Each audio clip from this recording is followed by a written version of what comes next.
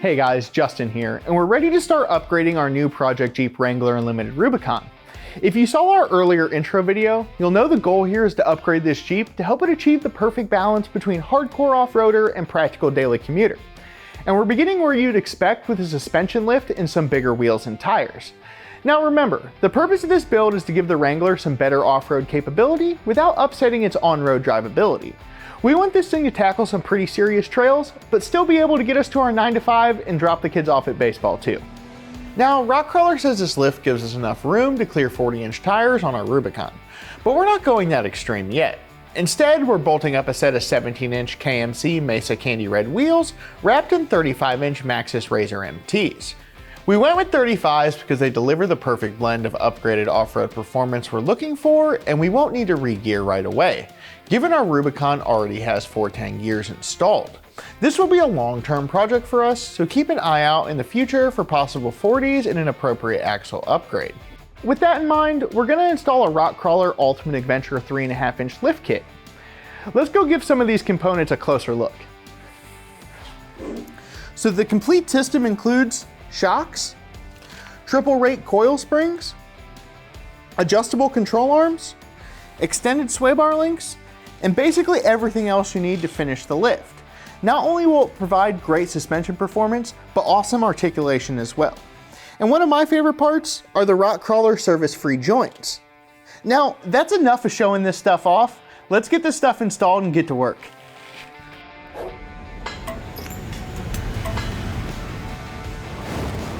So before we get started with our install, we're going to go ahead and adjust our control arms to the proper lengths recommended by Rock Krawler. We're going to start with the front upper control arms, which have a recommended length of 20 inches and 9/16. We're going to measure our number by finding the distance between eye to eye.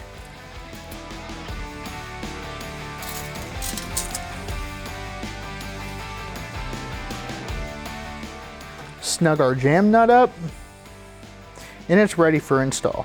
Now, Rock Krawler has a really great video on the importance of jam nuts and being torqued properly.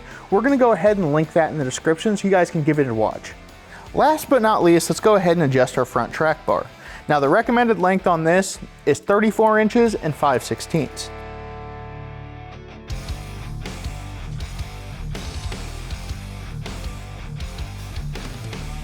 Spin our jam nut, snug it up, and she's good to go.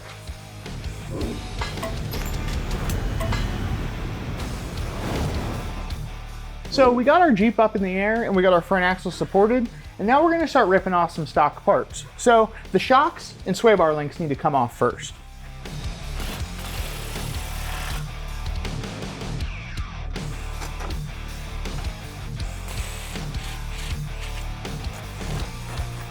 Be sure to hold on to your stock hardware as we're going to be reusing it. With the shocks removed, now it's time to remove our front sway bar links.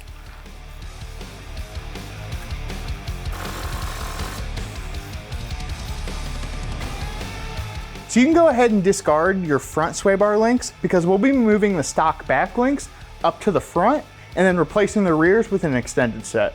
Now, remove the factory brake line holds from the stock lower control arms. Go ahead and tuck this stock brake line out of the way and go ahead and take this central disconnect wire and pull it out. We're going to do the same thing on this side. Tuck this out of the way. Pull the locker wire out. And then we're going to pull this factory brake line hold as well. Now go ahead and remove the factory track bar. To make it a little bit easier to get our springs out, we're going to go ahead and remove the factory drag link as well. We're just going to go ahead and tuck this out of the way. With the factory drag link removed, now we can go ahead and lower our axle down and remove our coil springs.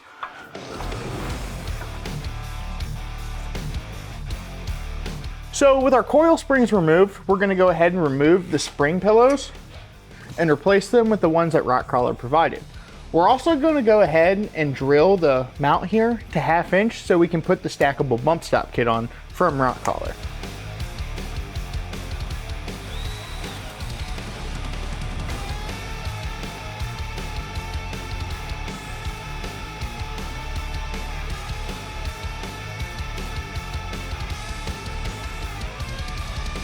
With the bump stops installed, now it's time to install some control arms. Now we're gonna go ahead and pull off the factory heat shields off the upper control arms. Make sure to hold on to these because we'll be reinstalling them later.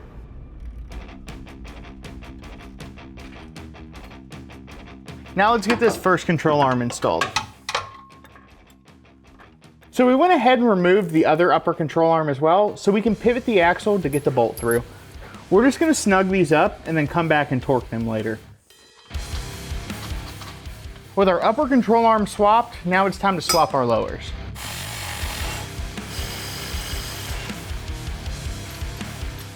Again, we're just gonna snug these up and then come back and torque them.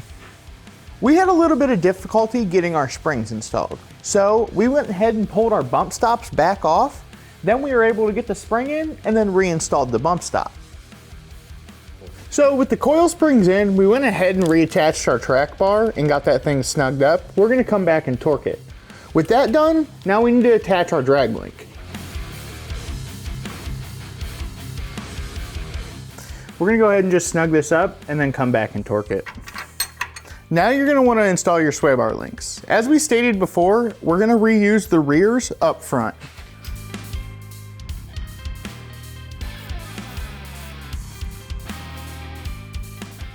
Now let's get our front shocks installed.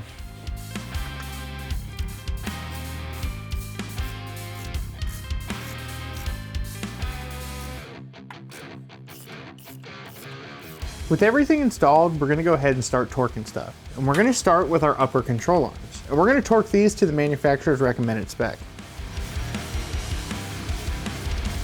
With the upper control arms torqued, now let's move on to the lowers.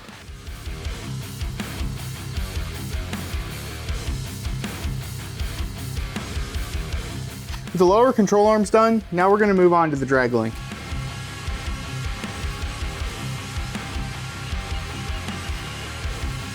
Next up are the shocks.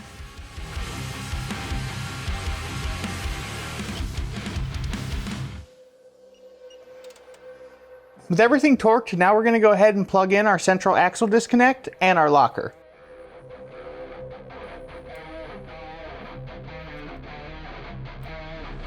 Rock Krawler recommends that you remove these brackets because they're no longer needed. So we're gonna grab 2 pairs of channel locks and peel it off.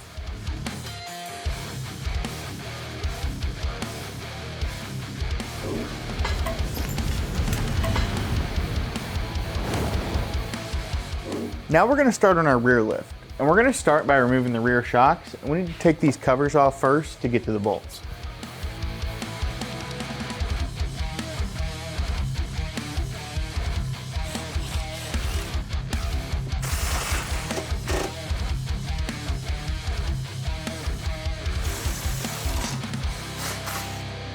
With the rear shocks removed, now it's time to reroute the e-brake cables. So we're gonna disconnect them and move their location.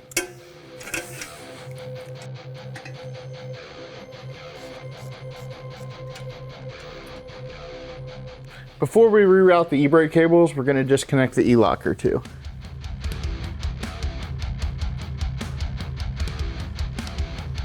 Go ahead and disconnect your rear sway bar mounts, and we're gonna move these to the front and install new ones on the back. Now lower down your axle and remove your coil springs. Now go ahead and remove your track bar. Now it's time to get our track bar mount installed.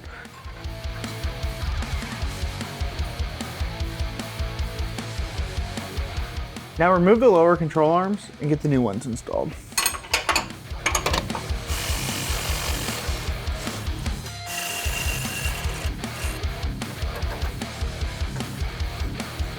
With our control arms installed and our axle lowered, now we're going to slip our spring into place. With our coil springs installed, now we're going to reattach our track bar. Before we install our bump stops, we need to torque our upper control arms. So we're going to go ahead and do that. And we're just going to torque these to the manufacturer's recommended spec.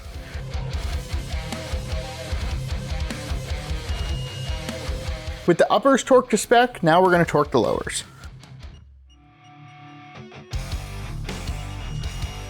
Now you're going to want to torque the track bar mount. You're gonna wanna torque these 2 bolts to the OEM specification, and then this U-bolt to the foot poundage specified in the Rock Krawler instructions.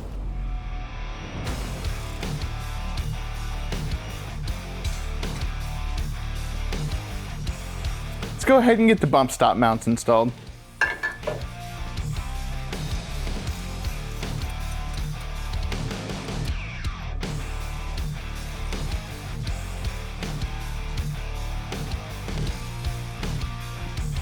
Now it's time to install our new Rock Krawler shocks, and we're gonna reuse our factory hardware for this. We're gonna get these snugged up and then torqued to factory spec.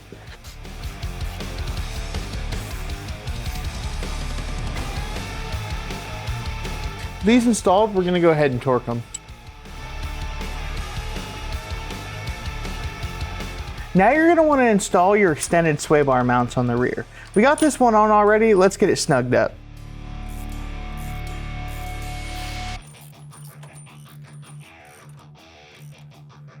So we're almost finished up with our rear lift install. All we need to do is plug the locker back in and then install the e-brake cables. And with that, our rear lift install is done. And there you have it, a 3.5-inch lift along with some more aggressive 35-inch tires. These upgrades will improve the Wrangler's off-road capability, but still be comfortable and practical enough for highway driving and long-distance commuting. But this is only the first round of upgrades that we have to come. We have a huge list of modifications in store for our Rubicon, including some upgrades to the interior, exterior, and some under the hood stuff.